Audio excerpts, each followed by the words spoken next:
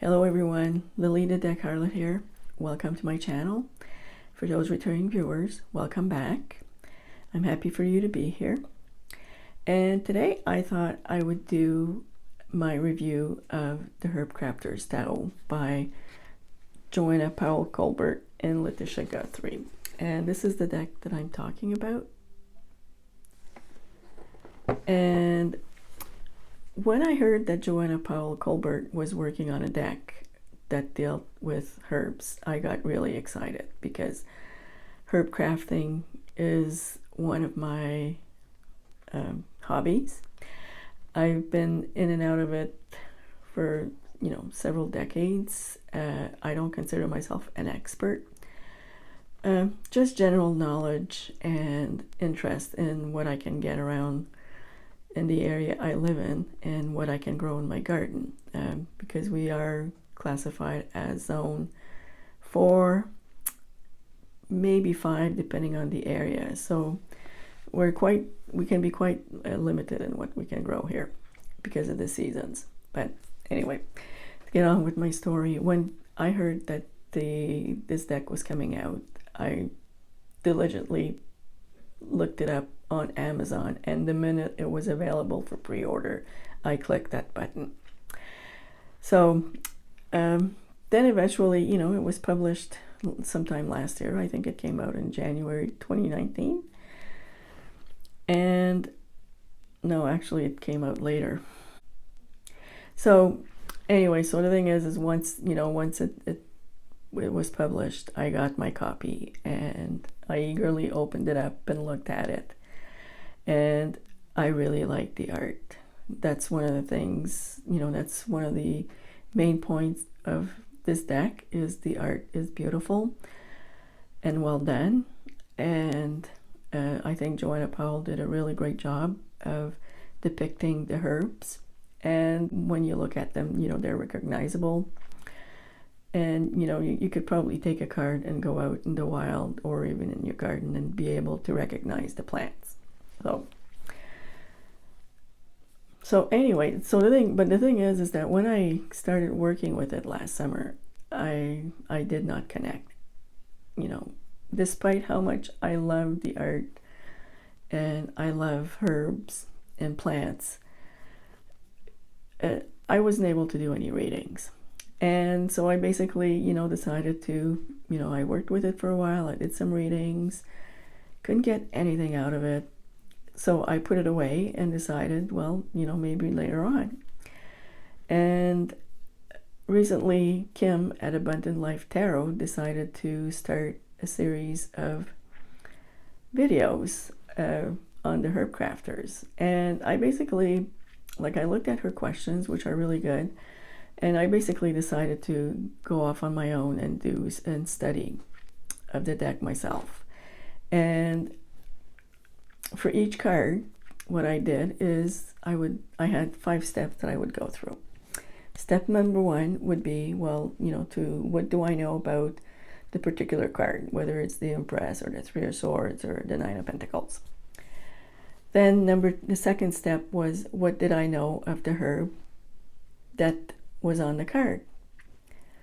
So, I laid down what I knew, whether medicinal or, maybe some history or where it grows. And number 3, I would go off and do research. Like, I have several herb books here at home. And I would actually go, I actually found a lot of good information on the internet. So that was number 3. Step number 4 is when I opened the booklet that came with the book, with the tarot deck. And, I looked at the meanings they came up with, which are at the top of the booklet. And actually, let me pull it out here. So here's the 7, if we look at the 7 of Birch, we have the meanings that they ascribe to the card. This is usually a paragraph on what's actually on the card, a description. And this part here is where you get the information on the herbs, or a little bit more information to basically describe what this card will do for you. and at the bottom is you have, you know, crafting with the herb, and then there's 3 things they suggest that you can do. And so that was step number 4. And step number 5 would be to look at the picture and figure out if it spoke to the meaning of the card. And this is where I find that the Herbcrafter actually falls down. As much as I like the art, it doesn't speak to the meaning. And if I'm going to be using a tarot deck with pictures, this is what I rely on to give meaning to the card, to basically jumpstart me thinking about what it means in a reading. And I'll show you some of the cards here, and they're all in order because I decided to put it that way, and that's the way I was studying it. So here's the Fool with the dandelion, and the dandelion is all about freedom, jumping in something without really knowing what you're getting into. It's, going ahead without having all the information. And honestly, what part of this card actually tells you that? Now, of course, we all know that dandelions, they have this little, eventually the yellow flowers turns into this little poof that is easily blown away in the wind. And I can gather, and I understand why they picked the dandelion, because exactly of the seed that goes off and lands anywhere. It doesn't care where it lands, but the image is actually pretty organized and doesn't speak to that. And I found that that was the case with all the cards actually. Like here, the High Priestess. The herb has to do with, you put it in a little bag, or, it's used for dreaming. Well, I don't see this in the card. Like I can see, a little nighttime.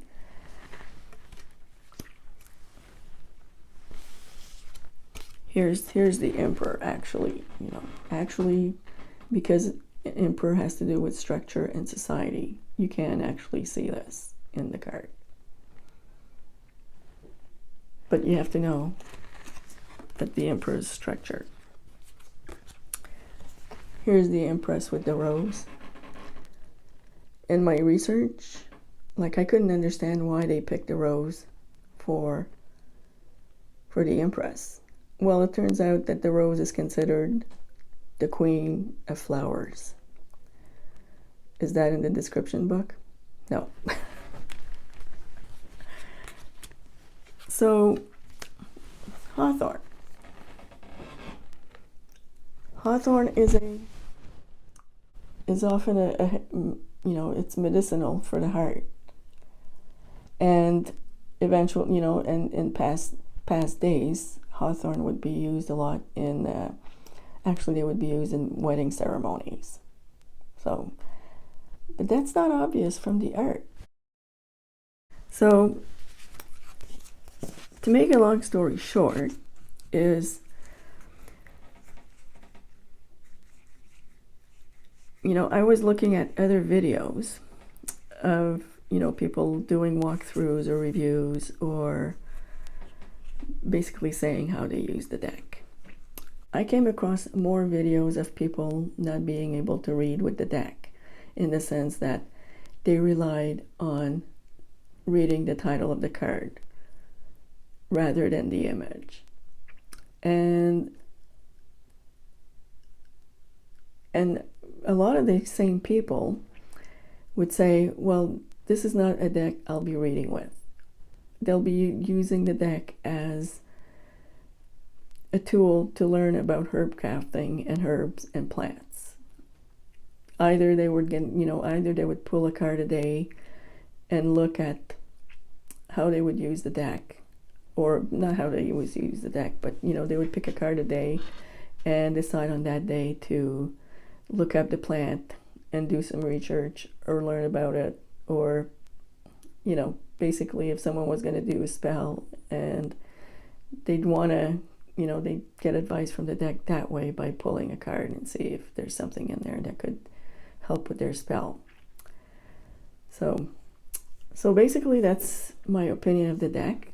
I don't think it's a good deck for actual reading, even though it is called tarot. Would I suggest it to a beginner? Only if they want to treat it, if they want to learn the meanings by heart without relying on images, because it's not going to be translatable to go, to learn other decks. Like I'm sure you could probably use it as a only deck, but it's not going to jumpstart you into learning like the Rider-Waite system and go about using other decks. Like the Wild Unknown is like that, actually.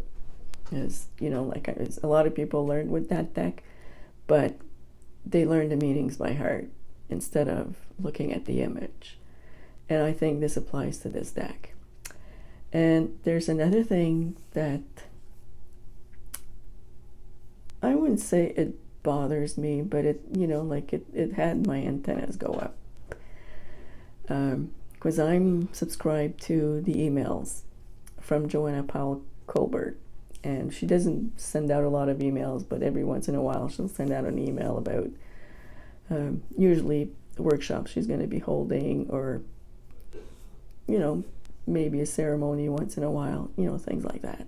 And several months after the deck came out, she sent out an email. It was a joint email from her and Latisha Guthrie about, we'll be offering a course for several $100s worth, so we can teach you how to use the deck. And this is the kind of thing, like, did they do that because when the deck came out and a lot of people were saying, well, we're not going to be using this deck to read, we're going to be using it more as a reference and for Herbcrafting and our spell work, and do the little tasks they put on each page, and or was it really their aim to create a deck that is kind of obscure, that people would feel the need that they get a course, so as another way to cash out or cash in. So that's one of the things. So that's one thing too that I caught my attention. And let me just add that if the book had been more descriptive, had more information, was bigger, it might have changed my opinion on this deck, because there isn't enough information on why they picked a certain plant for a certain card. Like I gave you an example of the Empress. That's one that boggles my mind. Is okay, the Empress is the flower of all, the queen of all flowers, but it doesn't speak that much to creativity unless you think, well, yeah, you can use flowers for perfume, you can use flowers in medicine, you can use roses in this and that, and you can be creative with the flower, but it doesn't make the flower itself creative. Like the structure, the plant they picked for the emperor, which was hemlock. Well, it's because it's a tree that's used in framing houses. Does framing houses give you the qualities of the emperor? Not necessarily. So this is from the research I did and the information I got from this little booklet here. And it wasn't enough. So So there you have it. Although one thing I do like about this little booklet is for the miners. Every time they came to a number, because they actually organized their books that like all the aces were together, all the twos were together, and before that, they had they actually described, like they gave a little bit of information on the numerology and the number itself. And like I'm just looking here at the one for fours, where the fours were borders, limits, and structure, and they picked all herbs that were apparently used as borders in gardens, or that that basically put a limit to piece of land, separating it from someone else's piece of land. And yeah, okay, like I can respect that, but I didn't find that it showed in the card.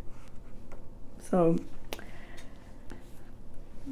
maybe I'm being too critical, but anyway, this is what I thought about the Herbcrafters Tarot. It's not a deck that I plan on keeping.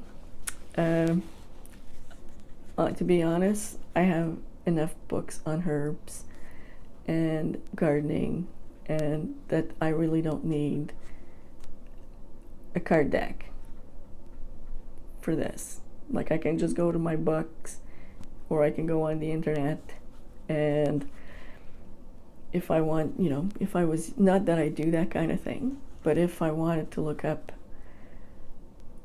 correspondences for spells or, whatever, there are books specifically done for that.